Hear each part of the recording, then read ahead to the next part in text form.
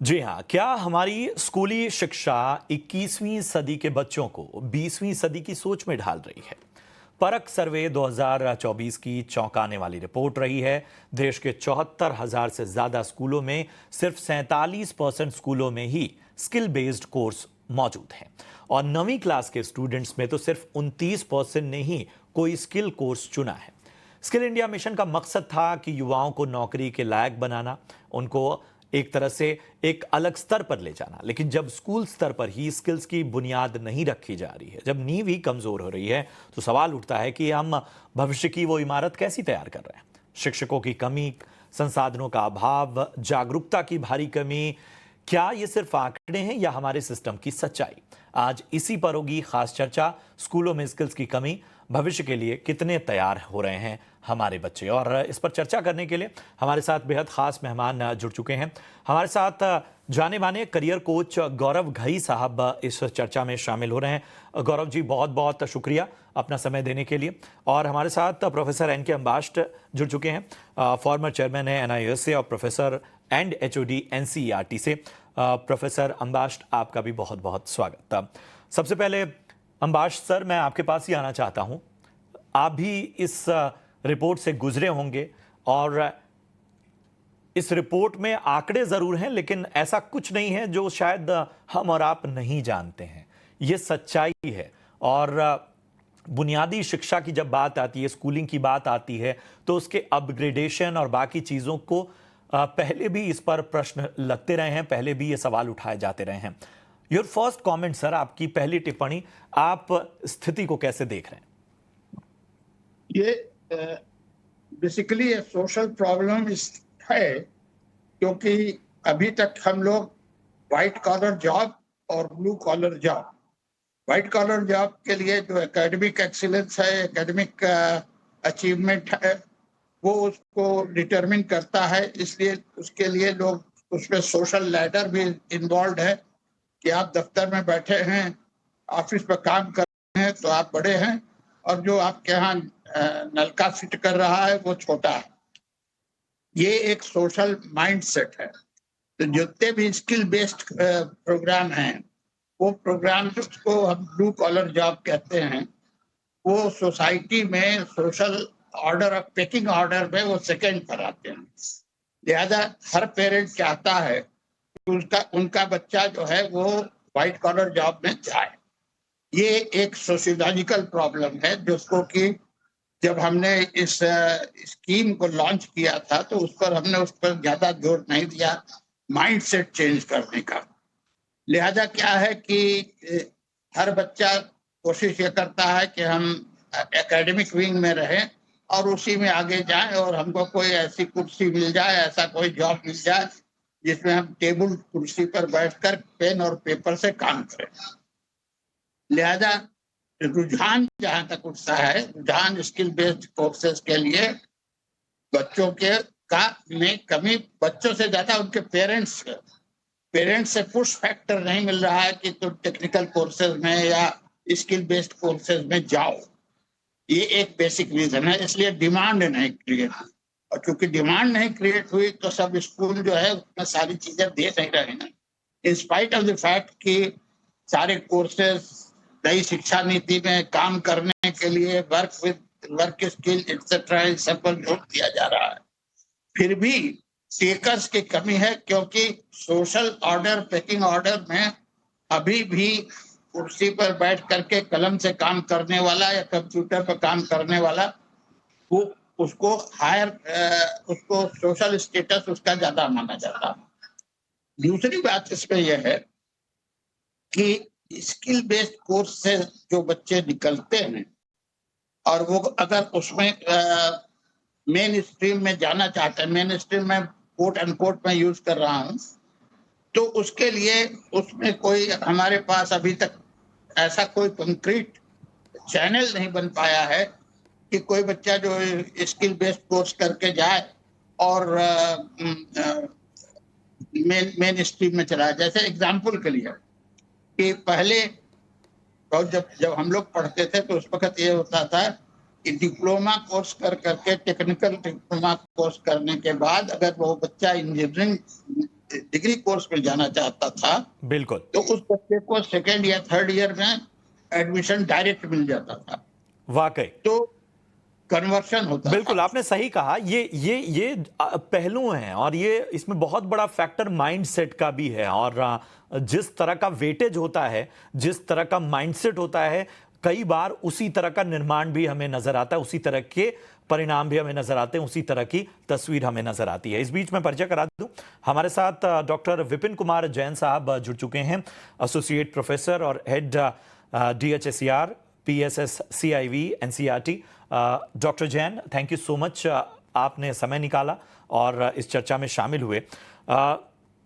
क्या जिस तरह की बात खास तौर पे अभी प्रोफेसर कर रहे थे कि एक तो हमारा जो माइंडसेट है, हमारी सोसाइटी का, हमारे पेरेंट्स का माइंडसेट ही ऐसा हो गया है कि हम पुश तो कर रहे हैं लेकिन शायद स्किल्स की तरफ नहीं, एक खास तरह की नौकरी, एक खास तरह की लग्जरी की तरफ। आपकी क्या राय? हाँ, निश्चित रूप से ऐसा माहौल अब तक हमारे देश में रहा है कमोबेश। लेकिन आप देखेंगे कि जो नई शिक्षा नीति आई है और नई शिक्षा नीति के आधार पे जो नेशनल करिकुलम फ्रेमवर्क बना हुआ है, उसमें आप देखेंगे कि कक्षा 3 से ही कौशल शिक्षा के प्रति माहौल बनाने के लिए, एक भूमि तैयार करने के लिए बात की गई है।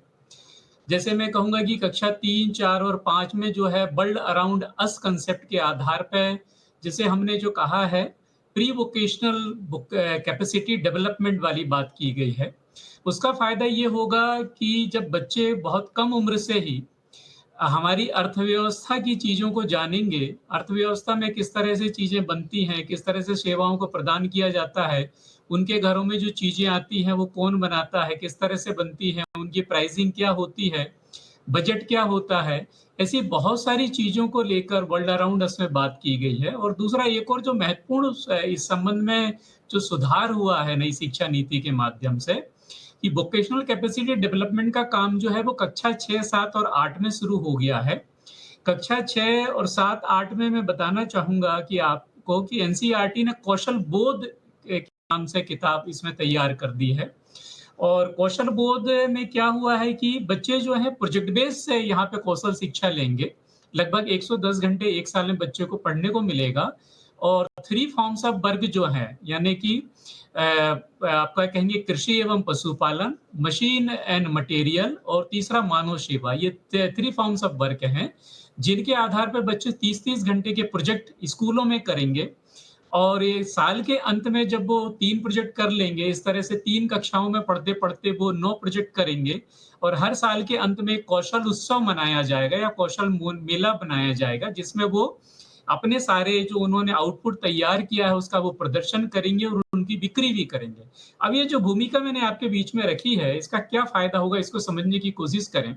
जैसे प्रोफेसर अम्बस्ट ने कहा, उनकी बात से सहमत हूँ कि पहले ऐसा माहौल था कि माता-पिता को अवेयरनेस नहीं थी, सोसाइटी में अवेयरनेस नहीं थी, शिक्षकों का रुझान इस तरफ नहीं था। लेकिन ये जो कक्षा 3 से कौशल शिक्षा शुरू की गई है, कक्षा 6-8 में कौशल शिक्षा लाई गई है, तो इसका फायदा क्या होगा कि बच्चे जब इन चीज़ों पे कम उम्र से काम करेंगे तो वो अपने पेरेंट्स से भी बात करेंगे, पेरेंट टीचर मीटिंग पे भी इस पे बात होगी। और कक्षा 3 से 8 में जो इस पे कौशल शिक्षा को पढ़ाने की जो ज़िम्मेदारी दी गई है, वो अकादमिक शिक्षकों को दी गई है। अब आप प्रश्न उठेगा कि अकादमिक शिक्षकों को क्यों दी गई है?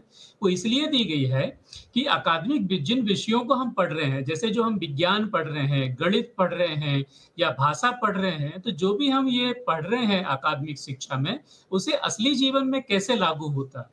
तो वो अप्लाई कैसे करेंगे जब ये बच्चे कुछ प्रोजेक्ट्स पे काम करेंगे। जैसे उदाहरण के लिए मैं आपको बताना चाहूँगा कि कक्षा 6 की जो कौशल बोध की किताब है, उसमें हमने स्कूल किचन गार्डन एक प्रोजेक्ट की बात की है, हमने बायोडायवर्सिटी रजिस्टर की बात की है, एनिमेशन एंड गेम्स के लिए प्रोजेक्ट की बात की है।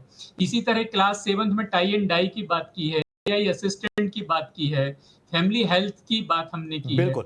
तो जब इस तरह के प्रोजेक्ट पे बच्चे काम करेंगे, ठीक है, लेकिन वही बात है कि इसका जो एग्जीक्यूशन है, इसको कहीं ना कहीं कि इस तरह के आंकड़े हमारे सामने ना आए स्किलिंग को लेकर, इसके लिए आखिर किस तरह का रोड मैप होना चाहिए, ये बड़ा सवाल है। कोशिशें हमेशा से होती हैं सरकार की तरफ से, संस्थानों की तरफ से, लेकिन कई बार वो नियमों और तमाम दस्तावेजों में होती हैं, एग्जीक्यूशन लेवल पे वहाँ पे भी चुनौतियाँ, उन चुनौतियों का भी ज़रा हम जिक्र करेंगे।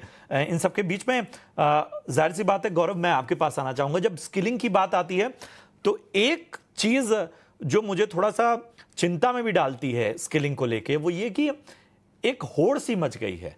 आप स्किलिंग को समझ नहीं रहे हैं। आप चाहे पेरेंट्स हों, चाहे ये पूरा इकोसिस्टम, स्किलिंग में बहुत सारी चीजें बच्चों पे कहीं ना कहीं टेस्ट करने का एक दबाव है कि वो ना सिर्फ स्कूलों में ही नहीं बल्कि वो स्कूल के बाहर भी उनको कई सारी एक्टिविटीज में, ये उनके पूरी विकास में एक तरह का कंफ्यूजन भी पैदा करता है कि अगर वो कई सारे टास्क कर रहे हैं, कई सारी चीजों को टेस्ट कर रहे हैं, क्या आपको लगता है कि शायद इस प्रेशर से बचना होगा?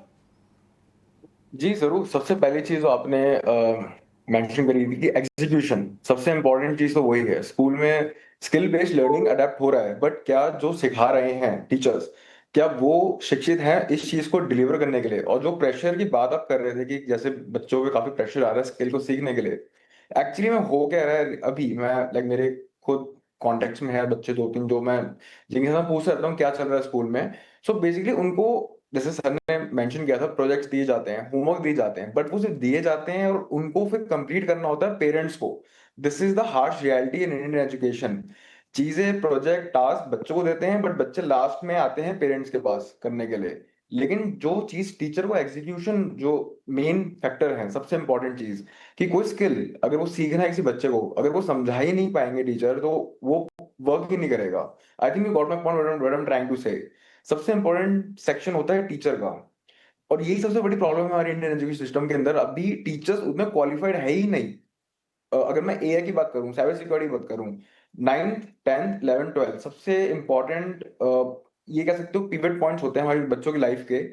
9th 10th में बच्चों को एक्चुअली में क्लियरिटी ही नहीं है आज की डेट में कि उनको 11th में आर्ट्स लेना चाहिए, कंप्यूटर लेना चाहिए, साइंस लेना चाहिए। उस फैक्टर में अगर मैं टीचर्स की बात करूं, वो भी वहां पे हेल्प नहीं कर पाते बच्चों को एक्चुअल में। हाँ, कुछ टीचर्स होते हैं जो जरूर करते हैं, बट मैं 100 में से वो 2 से 4 टीचर ही होंगे सिर्फ। ये मैं, वो सर्वे के अंदर नहीं आएगा, but this is the harsh reality I think. बेहतर बात आपने कही, और इसी सवाल के साथ मैं कहीं ना कहीं एक चीज़ समझना चाहूँगा, और तमाम हमारे पैनल में जो एक्सपर्ट्स हैं वो ज़्यादा बेहतर बता पाएंगे। अंबर्श सर, एक चीज़ हमें बताइए कि क्या हमारे पास कोई एग्जाम्पल्स नहीं हैं, क्या हमारे पास कुछ ऐसे उदाहरण नहीं हैं जो अपनाए जा सकें? क्योंकि जिस तरह से एक चैलेंज तो है कि आप अगर बच्चे को कई चीज़ें स्किल के नाम पे टेस्ट करने की या उसमें परखने की बात करते हो तो उस पर एक दबाव तो आता ही है, और वो दबाव हम देखते हैं पेरेंट्स की ओर से भी और स्कूलों की ओर से भी। क्या कोई ऐसा आधार नहीं बनाया जा सकता कि बच्चे की ताकत को समझकर उस दिशा में उसे आगे बढ़ाया जाए? नहीं, बिल्कुल आप बात सही कह रहे हैं। एक तो बच्चों के का जो माइंडसेट है, उस माइंडसेट को में ये सोशियोलॉजिकल प्रॉब्लम ज्यादा मैं इसको देखता हूँ, क्योंकि बच्चा सीखता है अपने घर के माहौल से, पड़ोस के माहौल से। वहां दिखता है कि किसको ज्यादा इज्जत मिलती है, काम हाथ से काम करने वाले को ज्यादा इज्जत मिलती है या जो कलम से काम कर रहा है। तो उसका एक जिसको आप हम कहते हैं कि सोशल एस्टीम, सेल्फ एस्टीम, ये एक वैल्यू बेस्ड प्रॉब्लम है। ये प्रॉब्लम जो है माइंडसेट चेंज करने का है। इसके लिए सोशियोलॉजिकली कुछ इस पर एफर्ट करना चाहिए। That is number 1। नंबर 2 ये है कि जो स्कूलों में हम स्किल जो प्रोवाइड कर रहे हैं, वो स्किल क्या रेलेवेंट हैं, जो वर्ल्ड ऑफ वर्क से जुड़े हुए हैं। Third point which is very important, बच्चे का इंक्लिनेशन क्या है, इसका कोई टेस्टिंग है? कोई हम अपने स्कूल में इस तरह का कुछ जिसको आप कहते हैं कि गाइडेंस प्रोग्राम रख रहे हैं कि बच्चा कोई बच्चा जो है मान लीजिए खेल में बहुत इंटरेस्टेड है, और कोई बच्चा जो है वो कुछ आर्ट में बहुत इंटरेस्टेड है, तो क्या इसको हम कहीं सिस्टमेटाइज ढंग से उसको हम जांच रहे हैं और जांच करके उस स्ट्रीम में उस तरफ बढ़ा रहे हैं?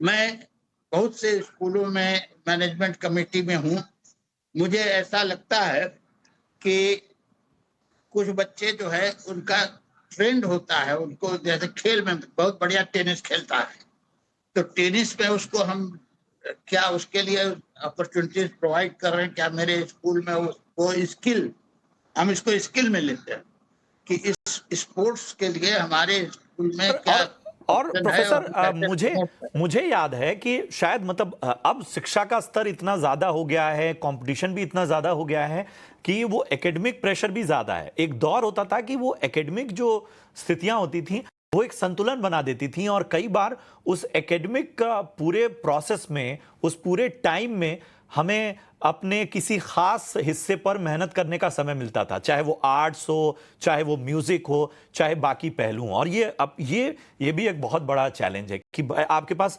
शायद समय उतना ही है और उसमें बहुत सी चीजें करनी है। मैं एक ब्रेक के लिए रुकूंगा और ब्रेक के उस पार इस चर्चा को आगे जारी रखूंगा। जैन साहब, मैं ब्रेक के बाद और लगातार हम चर्चा कर रहे हैं कि किस तरह से जो एनसीईआरटी का परख सर्वे है वो बताता है कि हमारे स्कूलों में स्किल बेस्ड ट्रेनिंग की कमी है। हमारे स्कूलों में जो बच्चे हैं वो स्किल्ड जो डेवलपमेंट है उस मामले में कहीं ना कहीं उनका प्रतिशत घट रहा है, जिसको बहुत ज़्यादा बेहतर बनाने की आवश्यकता है आज के दौर में, क्योंकि आज की दुनिया डिजिटल दुनिया है, टेक्नोलॉजी की दुनिया है, और शायद बहुत वक्त पहले से ही इसकी तैयारी शुरू हो जानी चाहिए। प्रोफेसर जैन, हमें ये बताइए कि इस रिपोर्ट में संसाधनों का भी जिक्र किया गया और साइज बड़ा है, मतलब ये छोटा मोटा साइज नहीं है।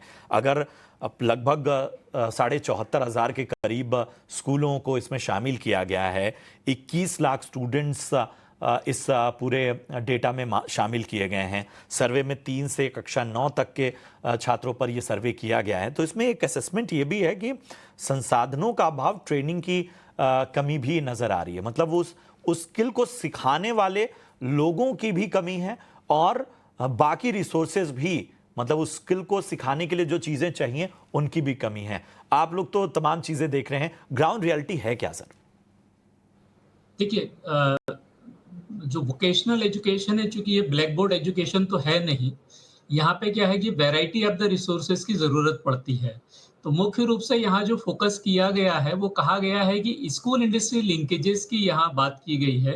दूसरा, इसमें कम्युनिटी पार्टिसिपेशन की बात की गई है। जैसे एक जो अभी हमारी चर्चा के बीच में सवाल उठ रहा था कि कुशल शिक्षक जो है वो सभी स्कूलों में हो नहीं सकते, तो निश्चित रूप से हर एक तरह के कौशल को सिखाने के लिए सभी तरह के शिक्षक जो हैं वो स्कूलों में प्रदान करना तो शायद संभव नहीं हो पाएगा।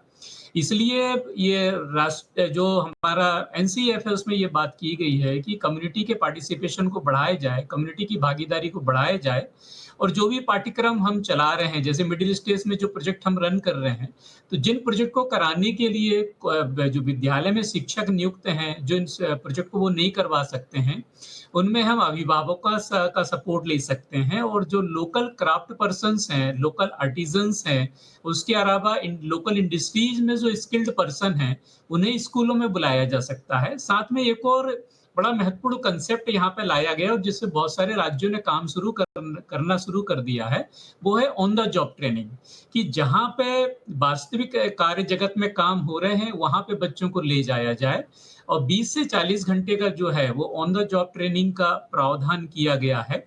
इसके साथ एक और जो चीज जोड़ी गई है कक्षा 1 से लेकर 12 तक के विद्यार्थियों के लिए, जिसे आपने सुना भी होगा कि 10 बस्ता रहित दिवसों पर कार्य शुरू हो गया है, जिसमें शनिवार को लगभग बच्चे बिना बस्ते के विद्यालय में आएंगे और वो विद्यालय के भीतर या विद्यालय के बाहर विभिन्न संस्थाओं में जाके कुछ कौशल पे आधारित कार्यों को वो करेंगे। इस तरह से कम्युनिटी के साथ, इंडस्ट्री के साथ, सोसाइटी के साथ, पेरेंट्स के साथ मिलके यहाँ पे हमें एक सहयोग को बढ़ावा देना होगा। निश्चित रूप से इसमें एक जो बड़ी जरूरत होगी कि हमें जागरूकता समाज के बीच में भी लानी होगी। उद्योगों की मानसिकता को बदलना होगा। उद्योगों के जो संचालक है उन्हें समझाना होगा अच्छी कही। कि और शायद मुझे विद्यालयों लगता है में कि जो बच्चे शायद इस दिशा में भी काम करना होगा कि इंडस्ट्री पार्टिसिपेशन भी बढ़ जाए। मतलब आमतौर पे अगर हम बात करते हैं किसी प्रोफेशनल कोर्स में जहां पर एक इंडस्ट्री ट्रेनिंग की बात हो जाती है, तो क्यों ना इंडस्ट्री एक्सपर्ट्स जो हैं उनकी विशेषज्ञता का लाभ लिया जाए और उनका पार्टिसिपेशन भी बढ़ाया जाए। और जाहिर सी बात है कि किसी भी क्षेत्र में, मतलब हमारा जो साइज है हमारे देश का और हमारे जितनी डाइवर्सिटी है, उन सब में मुमकिन नहीं कि बेस्ट टू बेस्ट टीचर्स, तमाम एक्सपर्ट्स हमेशा मुहैया हों। लेकिन अच्छी बात डॉक्टर विपिन आपकी मुझे पूरी इस चर्चा के दौरान लगी, एक सकारात्मकता, और तमाम जो बातें आप गिना रहे हैं वो एक तरह से एक अलग स्तर पर जा रही हैं, ये दिख रहा है। ठीक है, किसी भी चीज़ के एग्जीक्यूशन में, किसी भी बेहतर चीज़ के एग्जीक्यूशन में समय लगता है। जी प्रोफेसर विपिन कह रहे थे कुछ। एक और अच्छी बात हुई है कि हब एंड स्पोक मॉडल को लाया गया है। हब का मतलब जैसे उदाहरण के रूप में है, कहें कि एक पॉलिटेक्निक है या एक आईटीआई है, तो आईटीआई और पॉलिटेक्निक को हमने क्या किया, हब बना दिया, और उसके आसपास में जितने भी स्कूल हैं वो स्पोक का काम करेंगे। तो वो यदि उस तरह का इंफ्रास्ट्रक्चर स्कूलों में नहीं है और पास के किसी इंजीनियरिंग कॉलेज में, पॉलिटेक्निक्स में या आईटीआई में इस तरह का यदि इंफ्रास्ट्रक्चर अवेलेबल है, तो वो हब का काम करेगा और वहाँ आसपास के बच्चे जो हैं वो जाके कौशल को सीख सकते हैं, हुनर को सीख सकते हैं।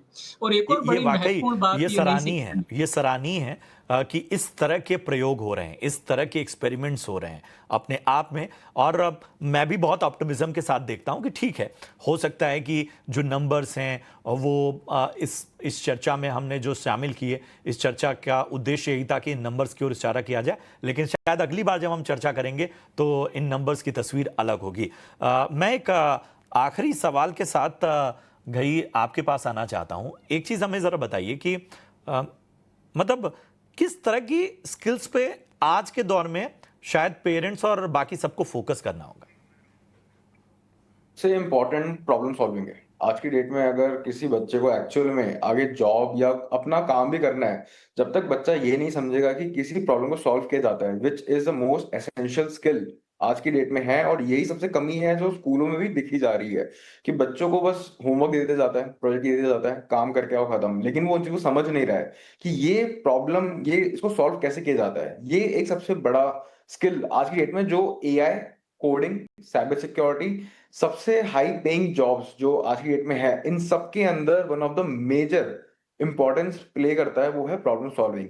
इसके बाद अगर मैं बात करूं कि और क्या चीजें स्किल, अगर मैं एक प्रॉपर स्किल का नाम अगर आप कहो कि मैं लिखना चाहता हूं, तो AI engineering, prompt engineering, cyber security, data analyst, ये कुछ ऐसे स्किल्स हैं जिनके ऊपर आज की डेट में फोकस करना चाहिए। और इन चीजों को अगर बच्चे स्कूल टाइम से समझने लगे, लाइक 9th 10th से 11th 12th से बच्चे इन चीजों को समझने लगे कि ये होता क्या है, काफी इजी हो जाएगा उनके लिए 12th के बाद अपना देखिए करियर चूज करना। वो एक बुनियाद बहुत जरूरी है। एटलीस्ट वो क्लूलेस ना रहें। हम ये मानते हैं कि एडवांस टेक्नोलॉजी है, कई चीजें ऐसी जो एक समय के बाद सिखाई जानी चाहिए, लेकिन किसी भी विषय के बारे में क्लूलेस ना रहें। उन्हें इतना तो बुनियादी ज्ञान हो कि जब वो चीज उनके सामने आए तो वो बाकियों से बेहतर कर सकें। एक आखिरी कुछ कहना चाह रहे थे प्रोफेसर अंबाष्ट हमारे साथ जुड़ चुके हैं। जी प्रोफेसर बोलें। जी देखिए, मूल प्रश्न जिससे आपने शुरू किया था वो था कि कुछ बहुत कम परसेंटेज ऑफ स्कूल्स में स्किल बेस्ड कोर्सेज हैं, तो हम कोर्स में क्या दे रहे हैं, कोर्स को कैसे चला रहे हैं, कोर्स का कंटेंट क्या है, ये तो एक आयाम हो गया। मगर एक दूसरा आयाम जो मेजर है वो ये है कि स्कूलों में स्किल बेस्ड कोर्सेज कैसे ज्यादा से ज्यादा फैलाए जाएं। इसके लिए बिल्कुल कोशिश वही। मेरे पास समय कम है और मुझे इस चर्चा को अब अंत करना होगा। विपिन जी शॉर्ट में जरा अपना पॉइंट रखें, बहुत समय कम शॉर्ट में बस मैं ये कहना चाह रहा हूँ कि जो अदर स्किल्स जो बच्चों को सब्जेक्ट के साथ सीख लेना चाहिए, उसके लिए हमारा एक जो हम कंपलसरी कोर सब्जेक्ट के रूप में बच्चों को दे रहे हैं वो है एम्प्लॉयबिलिटी स्किल्स। एम्प्लॉयबिलिटी स्किल्स बच्चे जिसमें सेल्फ मैनेजमेंट सीखता है, एंटरप्रेन्योरशिप सीखता है, कम्युनिकेशन सीखता है, जो किसी भी एम्प्लॉयर के लिए जरूरी है। और बिल्कुल, दूसरा तो एआई बेस्ड जो प्रयास जाहिर है कोर्सेज हर तरफ से किए जा रहे हैं और इसी सकारात्मकता के साथ ही शायद हमें देखना होगा। और मैंने जैसा आपने शुरुआती रिमार्क्स में भी कहा और इस पूरे कंक्लूजन का निचोड़ यही है कि हमें थोड़ा सा और बेहतर होने की ज़रूरत है। ये आंकड़े शायद हमें और ज़्यादा पुश करेंगे और हमें और ज़्यादा बेहतर होने के लिए प्रेरित करेंगे। शुक्रिया करेंगे प्रोफेसर जैन, प्रोफेसर अम्बास्ट और इसके साथ ही गौरव घई हमारे साथ जुड़े। आप सभी के इंसाइट्स शानदार रहे और इस तरह की चर्चाओं में आगे भी हम आपका समय लेते रहेंगे। फिलहाल स्वदेश विशेष में इतना ही, दीजिए इजाजत। आप देखते रहिए ईटी नाउ स्वदेश। नमस्कार।